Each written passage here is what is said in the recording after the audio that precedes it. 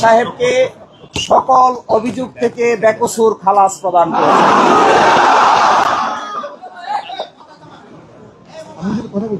আজকে থেকে এখন থেকে জামায়াতে ইসলামীর সাবেক ভারপ্রাপ্ত সেক্রেটারি জেনারেল জনাব ATM Azharul Islam is an innocent man.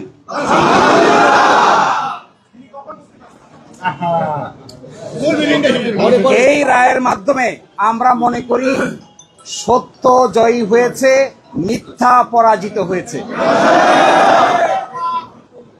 Truth prevail and falsehood defeated.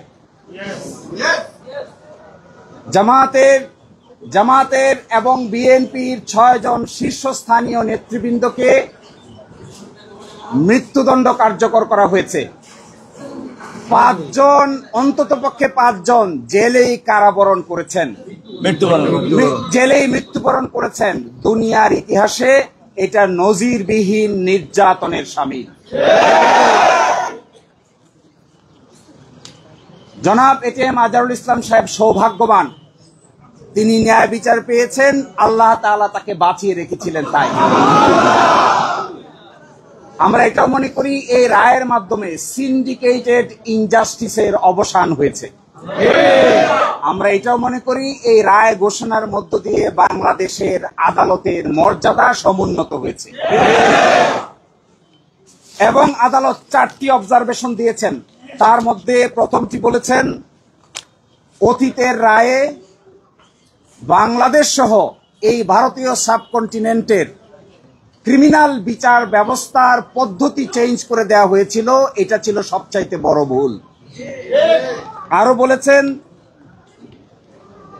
আদালতের সামনে উপস্থাপিত সাক্ষ্য প্রমাণ অ্যাসেসমেন্ট করা ছাড়াই জনাব এটিএম আজহারুল ইসলাম সাহেবকে ফাঁসি দেওয়া হয়েছিল। এবং আরেকটি ইম্পর্টেন্ট কথা বলেছেন যে পৃথিবীর ইতিহাসে এটি একটি ট্র্যাভেস্টি অফ ট্রুথ, অর্থাৎ বিচারের নামে অবিচার। আরো বলেছেন, যে সমস্ত তথ্য প্রমাণ আদালতে হাজির করা হয়েছিল অতীতের আপিল বিভাগ তা সঠিকভাবে বিবেচনা করতে ব্যর্থ হয়েছে।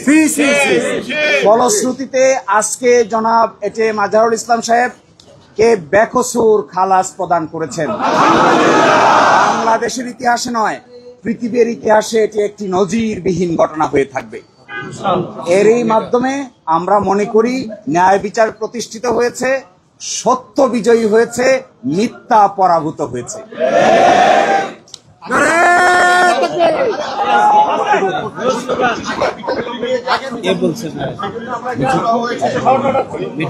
আমরা একটা শোনেন, আমরা একটা শর্ট অর্ডার চেয়েছি, অ্যাডভান্স অর্ডার চেয়েছি। এই অ্যাডভান্স অর্ডারটার আদালত মঞ্জুর করেছেন। আদালত বলেছেন আমরা চেষ্টা করব আজকেই যেন আজকে এবং কালকের মধ্যে যেন এই শর্ট অর্ডারটা প্রসেস হয়ে জনাব এটিএম আজহারুল ইসলাম সাহেব মুক্তি পেতে পারেন, এই জন্য সকল আইনি ব্যবস্থা আমরা গ্রহণ করব। আর আরেকটা প্রেস কনফারেন্স আছে 11:30টায় বাংলাদেশ জামায়াত ইসলামীর পক্ষ থেকে ডিপ্লোমা ইঞ্জিনিয়ার্সে। এই প্রেস কনফারেন্সে আপনাদের সকলকেই স্বনির্বন্ধভাবে দাওয়াত দেওয়া হচ্ছে।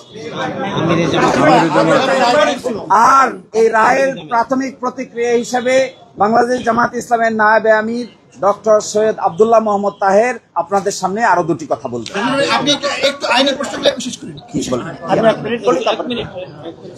বিসমিল্লাহির রাহমানির রাহিম। তোমরা সুযোগ পাবা আরো। কুল জাল হাক্কা ওয়া জাহাকাল বাতিল ইন্নাল বাতিলা কানু জাহাকা। কোরআন বলেছে যে সত্যের বিজয় হবে, মিথ্যা দূরীভূত হবে এবং মিথ্যার পতন অবশ্যম্ভাবী। আজকে মহামান্য সুপ্রিম কোর্টের রায়ের মাধ্যমে এই সত্যই প্রমাণিত হয়েছে। অ্যাডভোকেট শিশির বলেছে সত্যের বিজয় হয়েছে, সত্যের বিজয় হয়েছে, সত্যের বিজয় হয়েছে। আজকে 11:30টায় ডিপ্লোমা ইঞ্জিনিয়ার ইনস্টিটিউটে সাংবাদিক সম্মেলন হবে। সেখানে আমাদের মহতারাম আমির জামাত প্রেস কনফারেন্স অ্যাড্রেস করবেন। আমি সেই জন্য আর এখানে কথা বলতে চাই না। আমি কোর্টকে ধন্যবাদ জানাই এবং এই দেশবাসীদের প্রতি আমি ধন্যবাদ জানাই, কৃতজ্ঞতা জানাই। তাদের দীর্ঘ আন্দোলন সংগ্রামের একটি সুস্পষ্ট দাবাত। আপনি ওই যে অনেকগুলো প্রশ্ন তুলেছিলেন, সাক্ষী 3 কিলোমিটার দূর থেকে দেখেছে, 6 কিলোমিটার দূর থেকে দেখেছে, এই ঘটনাগুলো তাহলে কি সবগুলোই তাহলে কি মিথ্যা প্রমাণিত হয়ে যায় একসাথে?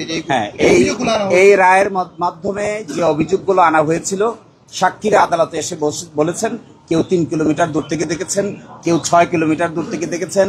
একজন সাক্ষীকে জিজ্ঞেস করা হয়েছিল যে আপনার সন্তানের নাম কি, সে তার ছেলের নাম বলতে পারে না, মেয়ের নাম বলতে পারে না, ওয়াইফের নাম বলতে পারে না, কিন্তু সে ঠিকই এটিএম আজহারুল ইসলামের নাম বলতে পারে।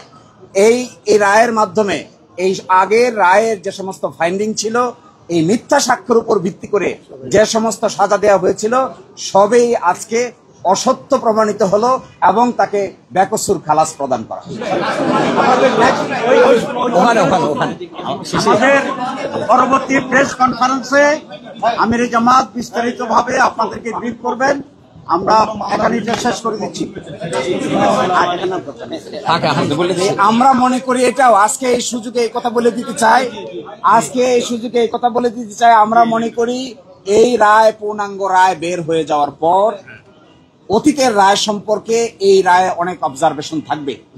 আমরা মনে করি সরকারের উচিত হবে এই পূর্ণাঙ্গ রায় প্রকাশ হওয়ার পরে একটা রিভিউ বোর্ড গঠন করে অতীতের রায়গুলোকে পুনর্বিবেচনা করা, যেন মৃত্যু পরবর্তীতে হলেও যাদের সাথে অন্যায় করা হয়েছে, অবিচার করা হয়েছে, তাদের পরিবার, তাদের দল এবং এই দেশের মানুষ ন্যায় বিচার পেতে পারে।